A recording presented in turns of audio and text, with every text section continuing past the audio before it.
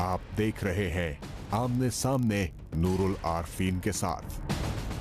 अस्सलाम वालेकुम नाज़रीन, मैं हूं नूरुल आरफीन सिद्दीकी और आप देख रहे हैं प्रोग्राम आमने सामने।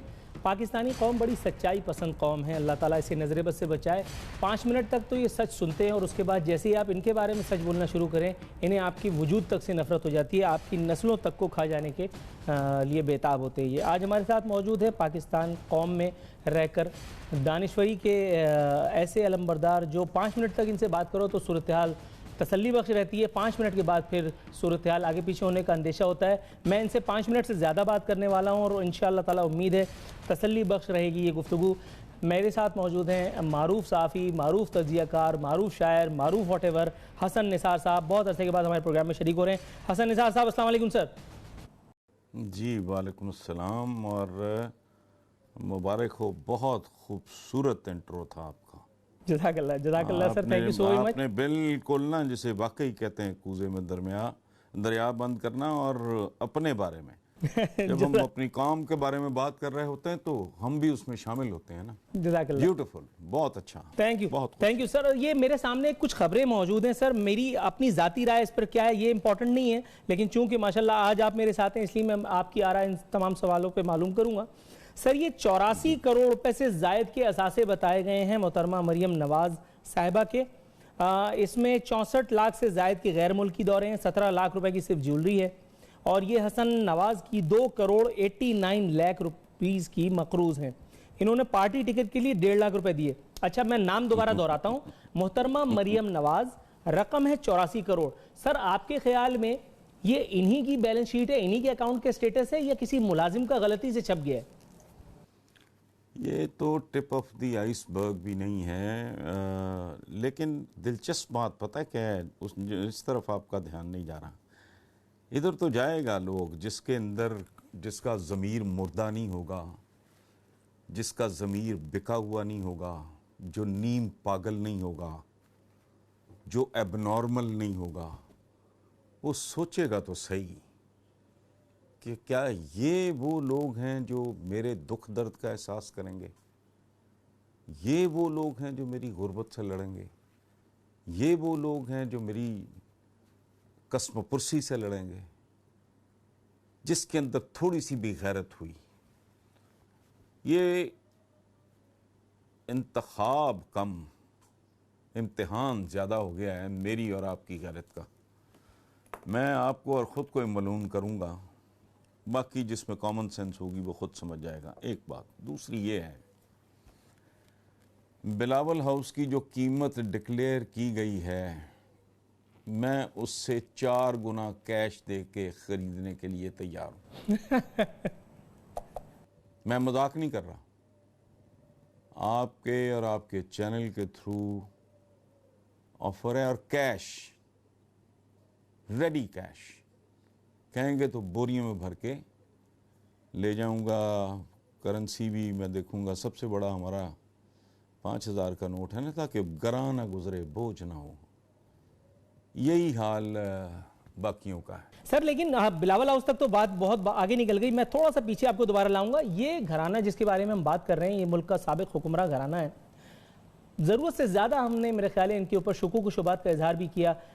ये तो मकरूज घराना है सर, बिलावजह हम इनके पीछे पड़े हुए हैं। देखिए, शहबाज शरीफ साहब 38 लाख रुपए के मकरूज हैं। इसके अलावा 5 मिलों में शिराकतदार हैं। इनके पास सिर्फ 1 करोड़ 14 लाख रुपए हैं। इस्लामाबाद में इनके बैंक बैलेंस है और ये उसके बावजूद 38 लाख रुपए के मकरूज हैं। तो आपके ख्याल में क्यों ना कोई चंदा मुहिम स्टार्ट की जाए before going into the elections? मैं एक बात और आपको अर्ज करूं, जो मैंने बिलावल हाउस की बात की ना, ये ऑफर सबके लिए है, ये इनकी क्लास है, ये इनका टाइप है।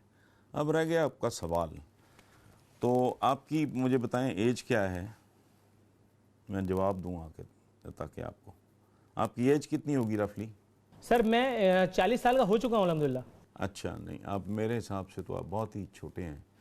I am in my mid 60s। तो हमारी जवानी में एक विलन था पाकिस्तान की तारीख में, मकबूल तरीन विलन, उसका नाम था मज़र शाह।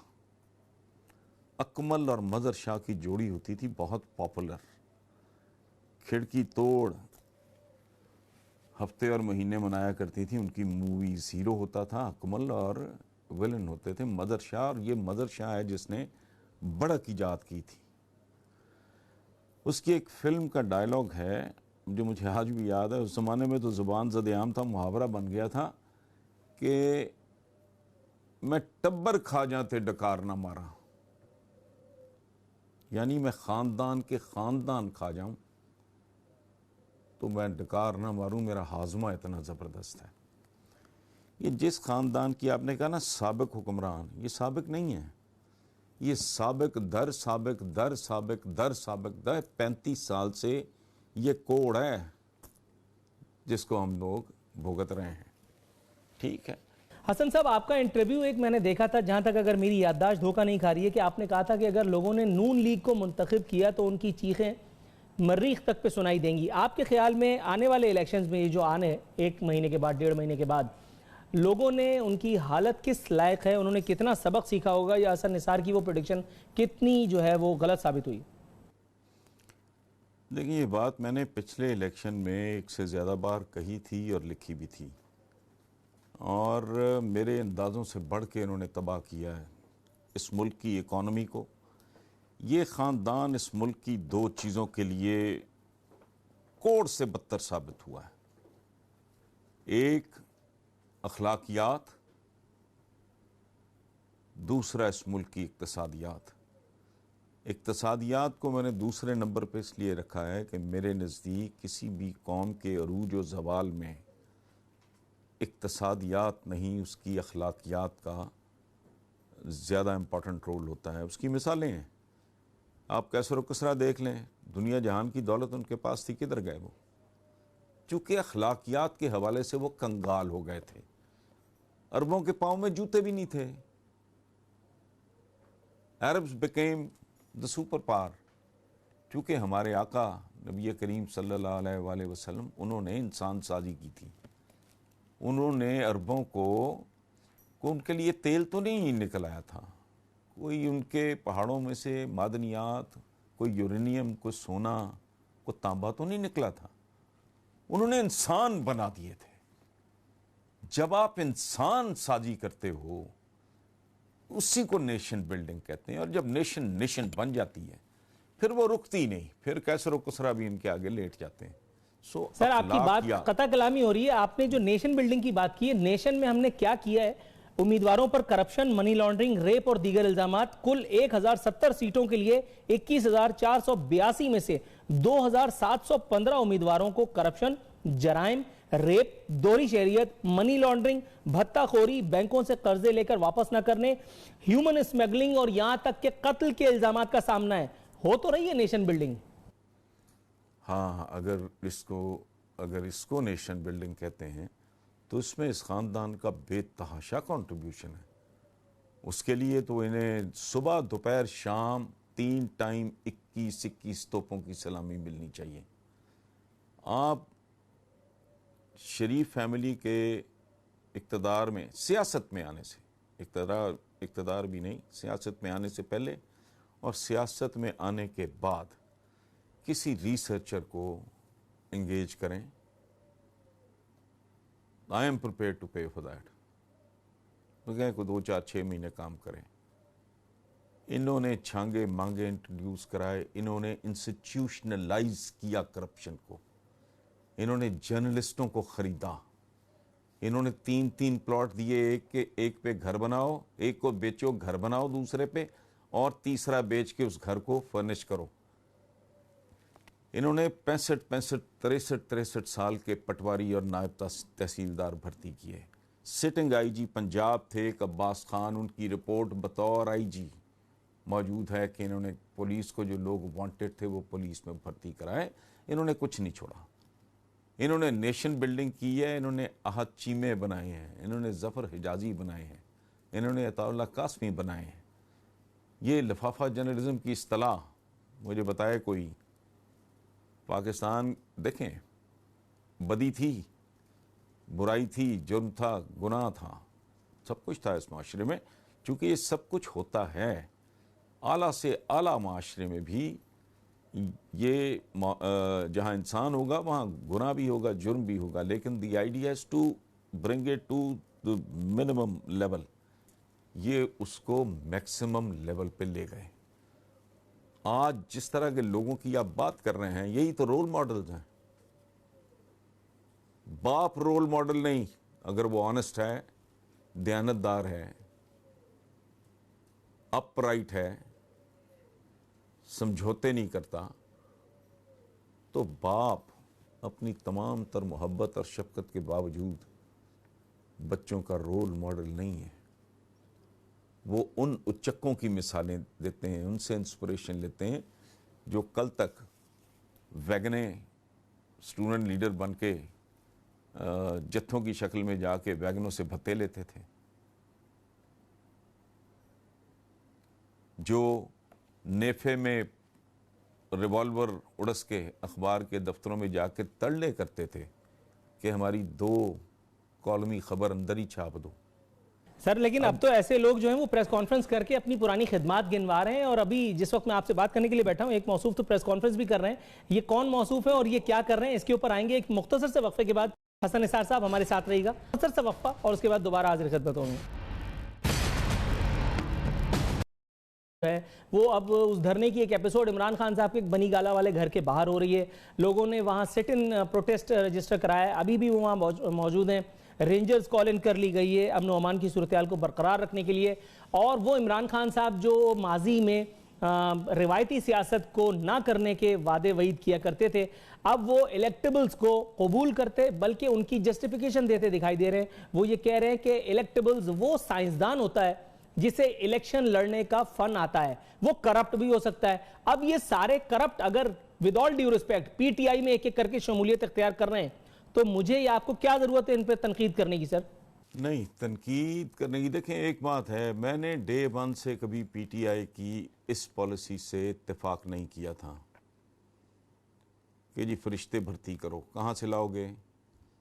हम तो वो लोग हैं, इंट्रो में जो आपने कहा आप खुद भूल गए, हम तो वो लोग हैं जो रमज़ान में बाट पूरे नहीं होते 1000 ग्राम की बजाय 900 ग्राम का वटा जिसे कहते हैं, जो तोलते हैं जिसको रख के, वो 1000 की बजाय 900 ग्राम का, ऊपर से तोलना कम, तीसरा घरा फरोशी, और चौथा गंदा सड़ा मटीरियल। ये कैरेक्टर है, वहाँ से कहाँ से आएगा? ये मैंने नहीं कहा, ये कायनात की सबसे खूबसूरत हस्ती ने कहा कि जैसी कौम हो वैसे हुक्मरान उन पर मसलत कर दिए जाते हैं। तो बंदे इंपोर्ट करने हैं आपने। मैंने तो एक दिन भी कभी इमरान खान से और पीटीआई की इस लॉजिक से कभी इत्तेफाक ही नहीं किया था। और एक और बात है, आप किस किस्म के लीडर हैं अगर आप मुझे रिफॉर्म नहीं कर सकते? हम सुन्नत क्या है, हमारे आका की सुन्नत क्या है? कैसा कैसा बंदा गया और कैसा बन के निकला, सुभान अल्लाह। वो पीतल भी नहीं थे, वो सोना हो गए। ये चैलेंज होता है लीडरशिप का। बंदे बेहतरीन लाने हैं तो वो कौन लाएगा और कहां से आएगा? And this two is the reality कि आप मुझे कितने भी भले अच्छे लगते हो, एंड वाइस वर्सा, मैं आपको कितना भी अच्छा लगता हूं, अगर मुझे ड्राइविंग नहीं आती या मुझे ड्राइविंग सीट पे नहीं बैठने दोगे, कि खुद भी मरेगा, गाड़ी भी बर्बाद करेगा, किसी और को भी मारेगा। असल इम्तिहान शुरू होना है इमरान का, अगर इक़्तिदार मिलता है, अगर, फिर वो क्या करता है। सर लेकिन एक बात मैं आपसे, मेरी बात नहीं, लेट मी कंप्लीट। फिर वो इन जानवरों को किस तरह इनकी लगामें खींचता है। इन अथरे घोड़ों की रथ, ये चैरियट रेस है जिसमें वहशी तरीन घोड़े जुते हुए होते हैं, उनको कितनी महारत से कंट्रोल करता है। अभी तो ठीक है, हो सकता ही नहीं। आप एक ऐसे माशरे में जिंदा हैं, पैदा हुए हैं, आपसे बड़े, मैं भी इसी माशरे में पैदा हुआ हूं, जहां मुहावरे क्या हैं? चोर उचक्का चौधरी ते गुंडी रन प्रधान। यह कोई 100 साल पुराना मुहावरा है, यह 200 साल पुराना मुहावरा है। यह तो रंजीत सिंह से पहले बोला जाता था। This is what it is. जिन्ना उच्चा उन्ना लुच्चा। तो किस दुनिया की बात कर रहे हैं आप? स्कैंडिनेविया की बात कर रहे हैं? बंदे तो यही हैं, इनके अलावा ऑप्शन भी नहीं है। और कमाल ये है, वो जो कासर मरहूम ने कहा था, करूंगा क्या जो मोहब्बत में हो गया नाकाम, मुझे तो और कोई काम भी नहीं आता। ये काम आता ही इनको है, मुझे तो नहीं आता। आपको आता है? मेरे पास इलेक्शन लड़ने के लिए जो कुछ रिक्वायर्ड है इन फाइनेंशियल टर्म्स, मेरे पास मुमकिन है ज्यादा हो, मैं इसके करीब से नहीं गुजरूंगा। ये एक जिल्लत आमेज काम है, ये घटिया तरीन काम है, ये बदकार तरीन लोगों का काम है। मुझे बताएं, मैं लीडरशिप की करूं खुशामदें, फिर भी टिकट मुझे मिले या ना मिले, उसके बाद मैं पार्टी फंड के नाम पे करोड़ों रुपया उधर झोंकूं, फिर मैं कैंपेन पे करोड़ों रुपया लगाऊं, फिर मैं दर दर धक्के खाऊं, जिसके साथ मैं अंदर से हाथ मिलाना पसंद नहीं करता उसको गले भी लगाऊं, और फिर असेंबली में पहुंच के मैं आपके लिए कानून साजी करूं। और मैं औलिया में से हूं, मैं अब्दाल में से हूं, मैं कोई कुतब हूं, मैं कोई ईदी हूं? आपका पूरा निजाम काबिल नफरत है। इसमें किसी तरफ से खैर की खबर नहीं। कोई मोजज़ा हो जाए, कल आके अगर वो को वंडर्स कर दे, nothing less than a miracle ये होगा। बाकी तो जिस नतीजे पर वो इतनी देर इतनी मार खाने के बाद, तो नतीजा ही वो है। और फिर एक और बात है, मैं अगर एक पार्टी बनाता हूं, मैं उसको हेड करता हूं और मैं साफ सुथरे लोग ढूंढता हूं, तो फिर मुझे क्या ये ऐलान नहीं करना चाहिए कि जो गंदा है, जो कम तोलता है, जो झूठ बोलता है, जो मिलावट करता है, जो जाली दवाएं बनाता है, जो इम्तिहानी पर्चे बेचता है, जो इम्तिहानी मरकज बेचता है, जो हॉस्पिटल्स का वेस्ट खरीद के उसके प्लास्टिक के बर्तन बनाता है जिनमें खाना खाने से बंदे को कैंसर हो जाए, ये सारे मुझे वोट ना दें। लेकिन सर अभी तो रमजान आया था ना, आखिरी अशरा गुजारा होगा सबने, या उनमें से मोस्टली ने वहां खाने काबा में हो गया ना सब? जी कह रहा हूं रमजान आया था, अभी आखिरी अशरा इनमें से मोस्टली लोगों ने वहां गुजारा होगा खाने काबा में, इमाम काबा के पीछे दुआ करते हुए। वो तो हो गया हिसाब किताब सेटल? नहीं, वो तो इतनी दूर जाने की क्या जरूरत है? कायनात में आप कहीं भी सजदा दो तो वो तो उसी के लिए है। वो मुकद्दस तरीन मकामात हैं, वो अपनी जगह पे। आप तो खाक पे यहां कहीं सजदा दे लें, अगर वाकई है अंदर कुछ। वो जो सागर ने कहा था, आओ एक सजदा करें आलम मदहोशी में, लोग कहते हैं कि सागर को खुदा याद नहीं। अगर खुदा याद नहीं तो करते रहो सजदे, और जहां मर्जी करते रहो। ये जिनको एक बात याद रखें, ऐसे मकामात पे जाने वाले अक्सर मैं सुनता हूं, ये तकिया कलाम है लोगों का कि जी हमें बुलावा आया था। मैं एक बंदा उसको बहुत अच्छी तरह जानता था, तो मैंने कहा बुलावा नहीं था, पेशी थी, ये तुम्हारी पेशी थी। जिस तरह के काम कारोबार तुम करते हो, तुम इसे बुलावा? सो ये इसी तरह का एक हौच पौच सा सिलसिला है। इसमें आप कोई मेथड ढूंढें, कोई मैकेनिज्म, कोई साइंस, कोई मुरत्तब, कोई तरतीब, कोई तवाज़ुन, कोई सलीका, कोई करीना, इसी तरह का है। आ रहे हैं, मिल रहे हैं। ये मुझे पता चला है 81 गुजरांवाला, मुझे कोई बता रहे थे साहब अभी थोड़ी देर पहले, एक एचसोनियन को हाईली क्वालिफाइड डीएमजी, उसको एक 5वीं जमात को या 6ठी फेल को हसन निसार साहब, अनफॉर्चुनेटली यहाँ मुझे एक ब्रेक के लिए कहा जा रहा है। ब्रेक से वापस आऊंगा तो कुछ मजीद मौजूआत है जिनका आता करेंगे नाजरीन। यहाँ वक्त कमर्शियल ब्रेक का।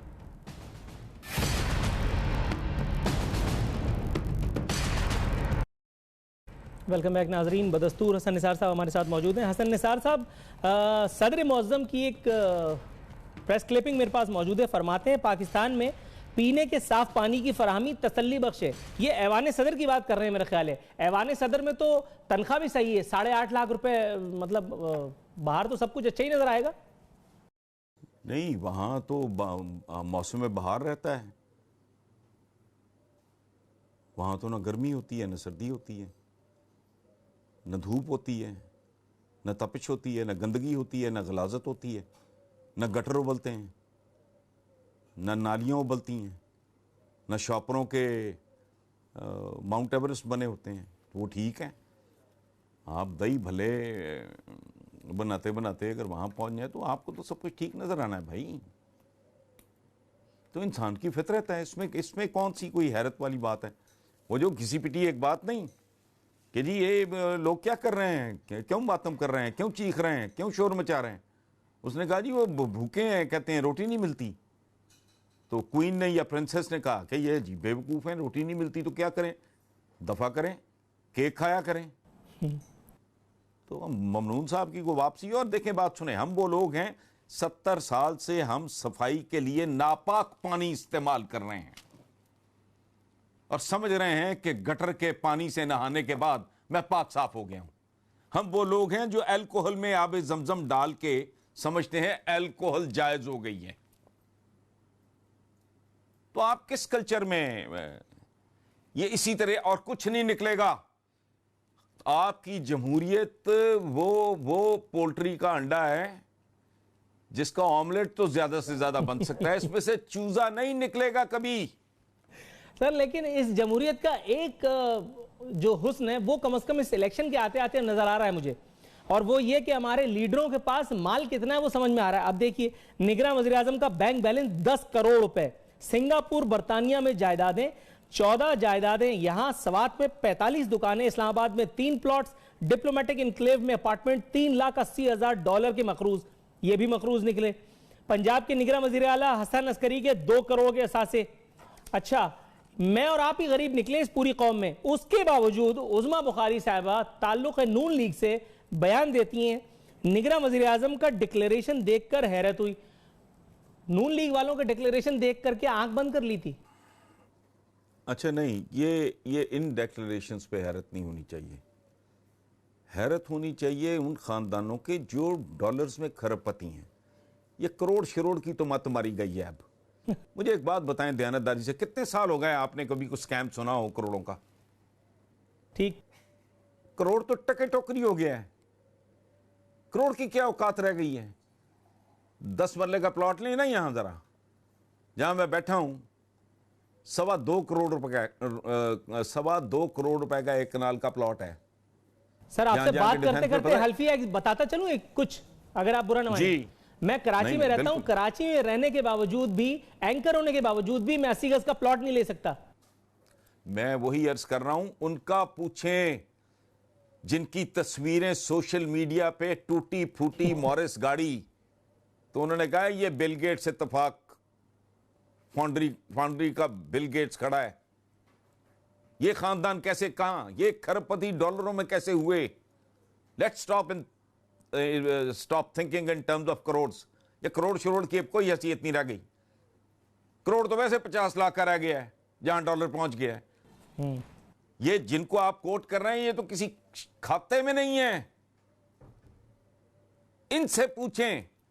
मुझे एक लॉजिक, मुझे कोई इस मुल्क में है जो मुझे समझाए कि 7 भाई बराबर का बंटवारा होता है, एक खानदान डॉलर्स में खरबपति है, बाकी भाइयों ने भी तरक्की की है, लेकिन वो उतनी है जो समझ में आती है, जो नेचुरल होती है।